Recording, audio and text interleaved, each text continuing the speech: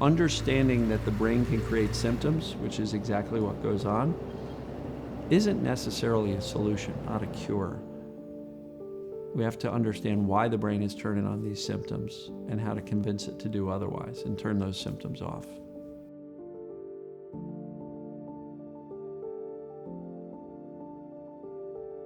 After 13 long years of chronic back pain and sciatica, I got better with the help of a Dr. John Sarno. So I've got about 25 years all told of either living with it or studying it, and now probably the past 6 or 7 years coaching it and teaching it. My goal is to help more people realize that there's a different explanation for chronic pain or chronic symptoms because a lot of people don't know about it. The brain's perception is way more important than the status of the physical body. If the brain thinks you are damaged or broken, the brain will behave as if that's true. So if you think your body is the problem, the brain operating on that information will keep the alarm system going, even though the body's not really the cause.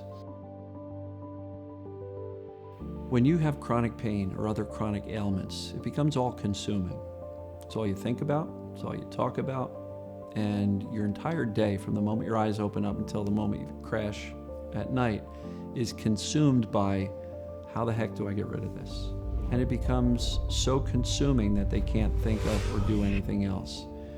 And when we look at the actual cause of the symptoms, being the brain perceiving danger, and in the most cases of chronic ailments, the perception's incorrect. It's a false alarm. Safety, teaching the brain that we're actually okay, is the most straightforward way to reverse this.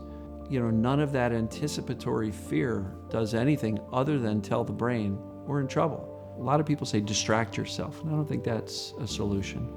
Distraction is always about running away from this thing you're scared of or want to get away from. So distraction is not a word I like to use in suggestions. I talk about engaging. Engage your brain in something else besides this all-consuming set of symptoms or pains. I think recovery, healing, if you want to use that word, is when you're recovered from the fear. What I really want to encourage people is to know that there is life after chronic symptoms, chronic pain. Once I got rid of the pain, you can regain life. I've been out bicycle riding, I rode dirt bikes, I rode a street bike. I'm a kayak fisherman, so I can go out and sit in the kayak for 8 hours straight, come out of the water, lift up the kayak and put it on the roof rack. You can get a life back after chronic symptoms. We had a lady, 37 years of back pain. She's better. 43 years of migraines. She's better. The people who should read my book are people who are curious about how the system works and would like to understand their own system, their own symptoms, their own pains a little bit better. Because when you gain that understanding of how it all works, it takes away a lot of the fear.